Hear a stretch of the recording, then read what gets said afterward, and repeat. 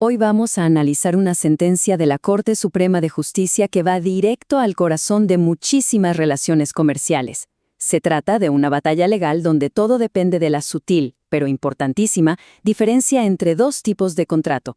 ¿Y el resultado? Bueno, había millones de dólares sobre la mesa. La gran pregunta aquí era esta. Esa relación comercial de casi una década, ¿fue una agencia o fue una distribución? Parece una pregunta sencilla, ¿verdad? Pues de esa respuesta dependía un desenlace financiero enorme. Miren esta cifra. Estamos hablando de casi 3.800 millones de pesos. Eso es lo que la empresa demandante reclamaba como indemnización por el supuesto fin de la relación. Una cantidad que nos da una idea del valor que le ponían a esa colaboración de casi 10 años. Y esperen, que eso no es todo. Además de eso, se pedían más de 2.000 millones de pesos por lo que se conoce como lucro cesante, o sea, las ganancias que supuestamente se dejaron de percibir a futuro. Las cifras hablan por sí solas. Lo que estaba en juego era muchísimo dinero. Bueno, metámonos de lleno en la historia. Tenemos una relación de negocios que duró desde 2010 hasta 2020, casi una década, y de repente se termina. Entonces, una de las empresas demanda a la otra. El argumento, que había actuado como su agente comercial y que le terminaron el contrato sin una causa justa, lo que según la ley le daría derecho a unas compensaciones económicas especiales. Y aquí está el centro de todo el pleito. El demandante dice: «Oiga, yo trabajé para usted, para hacer crecer su negocio, para posicionar su marca. Yo era su agente». Pero el demandado responde: «Un momento, usted no trabajaba para mí. Usted era mi cliente. Me compraba productos y luego los revendía por su cuenta para sacar su propia ganancia. Usted era un distribuidor». Son dos visiones del mundo, totalmente opuestas sobre la misma relación. Y aquí es donde la trama legal se pone interesante. El juzgado que ve el caso en primera instancia le da la razón al demandante. Dice: «Sí, señores, esto fue una agencia comercial». Pero la otra parte apela, y el caso sube al Tribunal Superior. ¿Y qué pasa? Que el tribunal le da un giro de 180 grados y revoca por completo esa decisión, dándole la razón al demandado. Así que terminamos con dos fallos que se contradicen totalmente.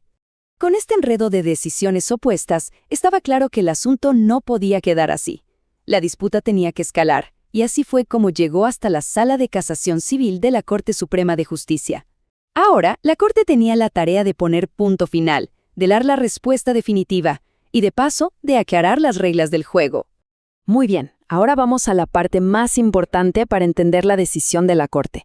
Tenemos que desglosar las diferencias legales entre un contrato de agencia y uno de distribución, porque es justo aquí, en estos detalles, donde se decidió todo. Empecemos con la agencia comercial. La ley dice que es cuando un comerciante se encarga de promover o explotar los negocios de otro. Pero la frase clave, la que hay que subrayar, es por cuenta ajena. ¿Qué significa esto? Que el agente no asume el riesgo principal del negocio. El que se arriesga de verdad, el que gana o pierde, es el empresario. Ahora, en la otra esquina, tenemos la distribución. Y aquí la cosa es radicalmente distinta. El distribuidor no promueve el negocio de otro. Él compra los productos, se hace dueño de ellos y luego los revende. Y aquí la frase fundamental es por cuenta y riesgo propio. Si los clientes no le pagan o si el mercado se cae, la pérdida es toda del distribuidor. En esta tabla se ve súper claro. Miremos el riesgo. En la agencia es del empresario. En la distribución, del distribuidor. La clientela. Para el agente, los clientes son del empresario. Para el distribuidor, son suyos. Y la remuneración también cambia. El agente gana una comisión, mientras que el distribuidor gana con el margen que le saca a la reventa. Son dos mundos distintos. Entonces, con estas diferencias ya claras, vamos a ver cómo la Corte Suprema analizó los hechos de este caso. Porque en derecho, como dice la misma sentencia, las cosas son lo que son en la realidad, no lo que las partes dicen que son en un papel. La Corte miró más allá de las etiquetas para entender cómo funcionaba la relación en el día a día. Y este es un principio legal importantísimo. No importa cómo se llama el contrato, lo que de verdad define qué tipo de contrato es la realidad de la operación. La Corte no se quedó con el título del documento, sino que investigó la sustancia económica del acuerdo. ¿Y qué fue lo que encontró la Corte? Pues punto por punto, Toda la evidencia apuntaba a una distribución. Primero, el demandante compraba los productos, se hacía dueño de ellos. Segundo, facturaba a su propio nombre, no a nombre del proveedor. Tercero, asumía todo el riesgo. Si los clientes no pagaban, el problema era suyo. De hecho, uno de los argumentos más curiosos es que reclamaba haber perdido un cliente que consideraba suyo, algo totalmente contrario a la figura de la agencia. Y la cereza del pastel. Había puesto una hipoteca para garantizar sus propias deudas con el proveedor. Más claro, imposible. Esta cita de la sentencia es demoledora. Resume la conclusión final de la Corte después de ver toda la evidencia. No quedó ni una sola duda. La relación se ajustaba a un contrato de distribución, donde el intermediario asume el riesgo de su propia operación. Y así llegamos al veredicto final. La Corte Suprema decide no casar la sentencia del tribunal. Pero, ¿qué significa exactamente eso de no casar? Suena un poco raro, ¿no? Vamos a explicarlo en términos sencillos. Miren, el recurso de casación no es una tercera instancia para volver a discutir todo el caso.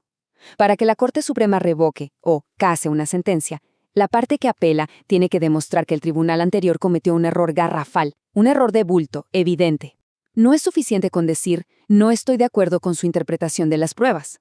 Básicamente, la Corte Suprema revisó el trabajo del Tribunal Superior y dijo, el razonamiento que usaron fue sólido, lógico, y va en la misma línea que hemos marcado en casos anteriores. Como no encontraron ningún error manifiesto, pues no había motivos para casar la sentencia. La decisión se mantuvo firme. Fue un contrato de distribución. Este caso, más allá de la disputa particular, nos deja lecciones valiosísimas a cualquiera que tenga un negocio. Nos obliga a mirar nuestros propios acuerdos comerciales con mucho más cuidado. Así que el punto crucial es este. Hay que hacerse las preguntas correctas. ¿Quién asume el riesgo si un cliente no paga? ¿Quién es el verdadero dueño de la mercancía? ¿A nombre de quién salen las facturas? ¿La lista de clientes de quién es en realidad? Y finalmente, ¿la ganancia viene de una comisión por promover un negocio ajeno o de un margen al revender un producto propio? Las respuestas no están en el título del contrato, sino en la operación del día a día. Y cerramos con esta reflexión. La claridad en los contratos no es un lujo, es una necesidad. Este fallo de la Corte Suprema nos recuerda que la ambigüedad en los negocios puede tener un costo altísimo. Y la pregunta que queda en el aire es, ¿ese acuerdo comercial que tenemos está construido sobre bases sólidas o es una bomba de tiempo a punto de estallar?